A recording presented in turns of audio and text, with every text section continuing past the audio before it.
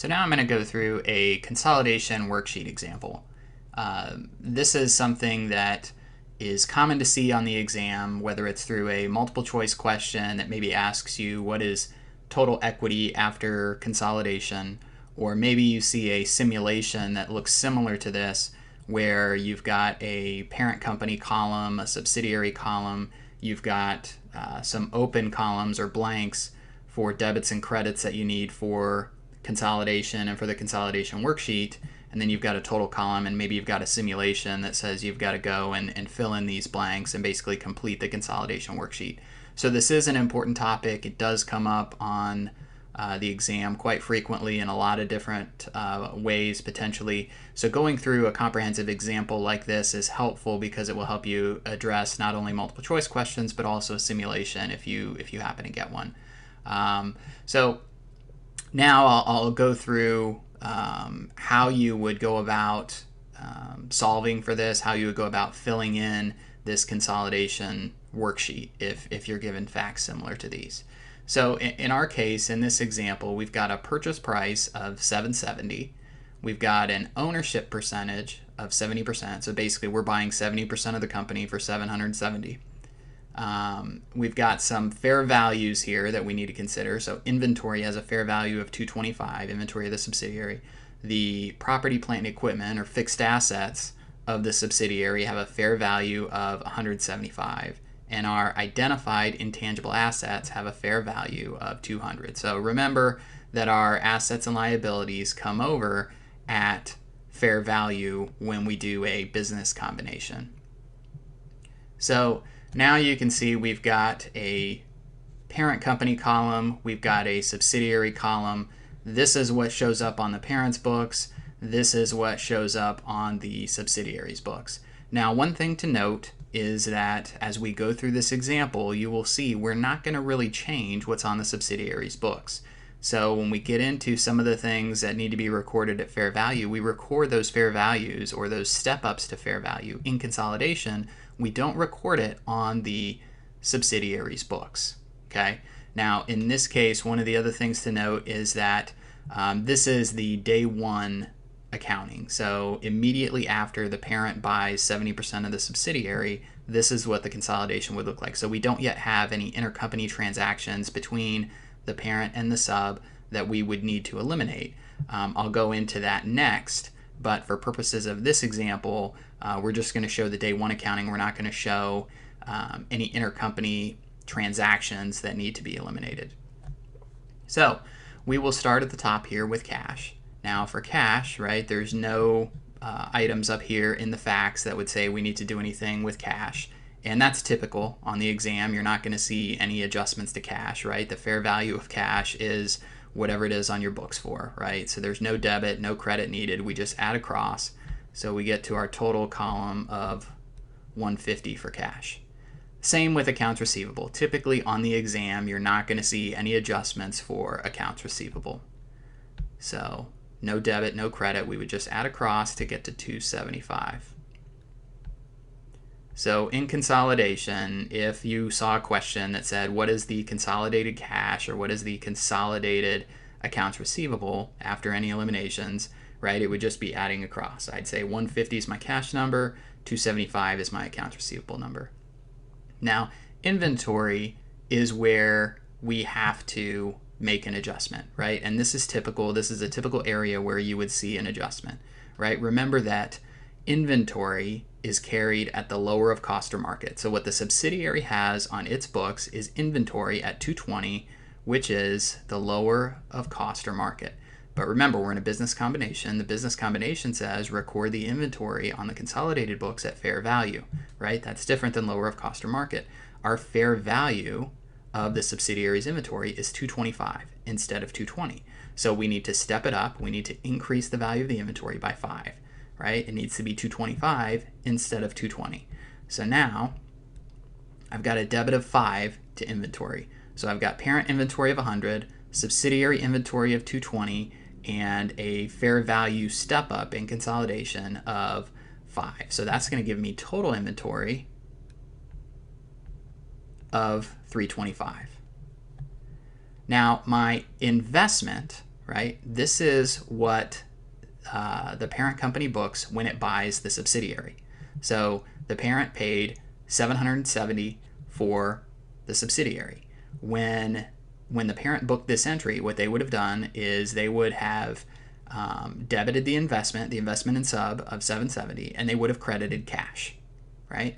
But now in consolidation, we can't have the investment in sub, right? The parent is consolidating the subsidiary's entire balance sheet, so that effectively takes the place of the 770 investment in sub. Another way to think about it is the parent paid 770. What is it getting? The parent's getting cash, accounts receivable, inventory, plant and equipment, liabilities of the subsidiary. So since the parent is already getting that, we can't double count it. We're already bringing over the assets and liabilities to the parent.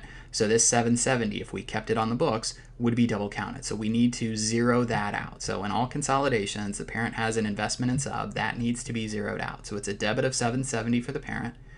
So we need to credit it for 770 to get to 0. Okay? Plant and equipment, property, plant, and equipment is similar to inventory. Typically, you will see adjustments to property, plant, and equipment, right? When a subsidiary has this on its books, they've got it at historical cost, right? That's the typical valuation method for plant and equipment on normal balance sheet. But now in a business combination, we have to step it up to fair value. So it's on the subsidiary's books for 100. The fair value is 175. So we've got a debit of 75 that needs to happen to get it up to fair value. So we've got parent fixed assets of 200, subsidiary fixed assets at historical cost of 100, and then a step up to fair value of 75. So that's going to give us 375 of property, plant, and equipment. Goodwill I will come back to in just a minute. There's a special formula that we have to go through for goodwill, so I'll come back to that in just a minute. Let's go to intangibles, right? So intangibles, you'll notice the subsidiary has no intangibles on its books, but there were 200 of identified intangibles. Now, why is that? So remember that internally developed intangibles do not get recorded on the balance sheet. So the subsidiary has done some work to develop some intangible assets, right? Maybe it's customer relationships, maybe it's trademarks, trade names, those kinds of things. When the parent buys the sub, we've purchased those intangibles, right, as part of the business combination. That was part of our purchase price, but the subsidiary did not have those things on its books. So we put the identified intangibles on the books as an asset at after the business combination. We've bought those externally. We have not internally developed them, right, from the parent's perspective, from a consolidation perspective. So we get to put those on the books as part of the business combination, right? So the subsidiary has nothing on its books for the intangibles. So we put the full 200 in consolidation, right? Debit of 200. So the parent already had 50 on its books, maybe from previous acquisitions, or maybe it bought a patent from somebody, whatever the case, it already had some intangibles on its books. Subsidiary had nothing, as we talked about. 200 came over as part of the business combination that we get to record. So we've got a total of 250 for intangible assets. Now, let's go back to goodwill, okay? So goodwill, remember that we have a formula for figuring out goodwill. And the goodwill formula is taking the purchase price and it's going to subtract out, right, the fair value of net assets, okay? Fair value of net assets. And we're going to add in non-controlling interest, okay? Now, when you also may see a situation on the exam. This would be a little bit of an exception, but the other part of the formula is if you've got any existing equity investment. If we already owned, say, 10% of this subsidiary and then we bought another 70%, you'd have to look at some special rules around that. In this case, we're not going to complicate the example with that. So really the core part of the formula is what we need to be concerned with, and that's the purchase price minus the fair value of net assets plus the non-controlling interest is what's going to get us to our total goodwill number. Okay, so the purchase price is $770, right here. The fair value of net assets. So here's how we calculate the fair value of net assets. We have a total asset number on the subsidiary's books of $445. Okay, we have liabilities of $150 going the other way, and then our total adjustments for the subsidiary, fair value of net assets, right? We don't need to be worried about the investment. That's related to the parent. So the things we need to be worried about the subsidiary are the inventory fair value, the property, plant, and equipment fair value, and the fair value of the identified intangibles, right? So that's everything in this example here in this debit column, right? They're all increases to these things. So that is $280, right? So we are going to take this as well, right? So if we take 445 plus 280, that's going to give us, let's see, that's going to give us 725, right? So 725 is our total assets, fair value of assets, but remember this is net assets. So 725 is a fair value of total assets, but now I need to deduct the fair value of my liabilities, which is 150. So 725 minus 150 gets me to a fair value of net assets number of 575. Okay? Now, what we need to look at is our non-controlling interest. Okay? So this is where this first part of the facts come into play. So we bought the company for $770, but we only bought 70%. So that implies a total valuation, right?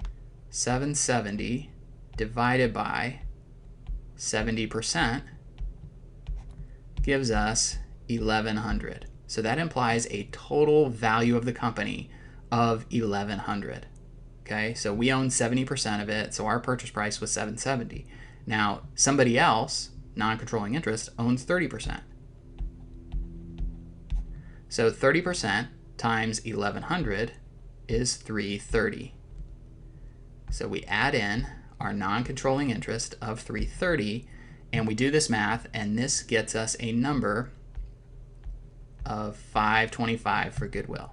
Okay, so we've got a debit of 525 for goodwill.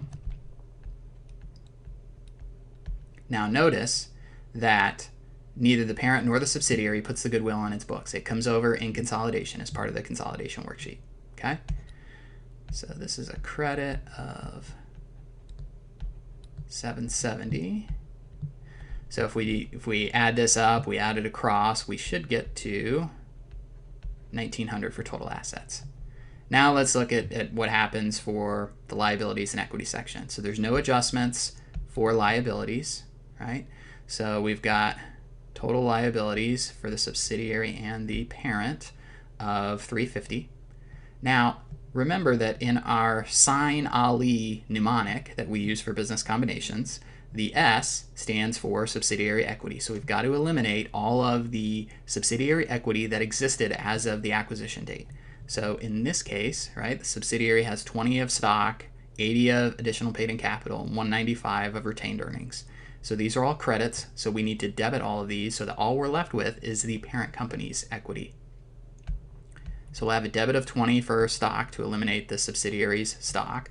We'll have a debit of 80 to eliminate the subsidiary's APIC, and then we'll have a debit of 195 to eliminate the subsidiaries' retained earnings. So that's going to leave us just with what the parent had, 50 of stock, 100 of APIC, and 1070 of retained earnings.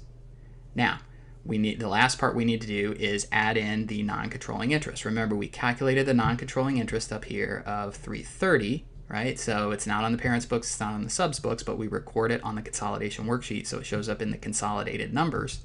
So that is a credit of 330, right? So that credit of 330 comes over. And if we do this math and we add up all of our liabilities and equity, we should get to 1900. Our balance sheet balances and consolidation, so we know we did all of these eliminating entries correctly, the entire debit and credit column balance, so that's good. So that's really how you check to make sure that you did an appropriate consolidation worksheet and you went through the appropriate steps and didn't have any miscalculations in any of your numbers. Now, next, what we will go through is what happens when you have intercompany inventory and intercompany fixed asset transactions where you've got intercompany profit that needs to be eliminated.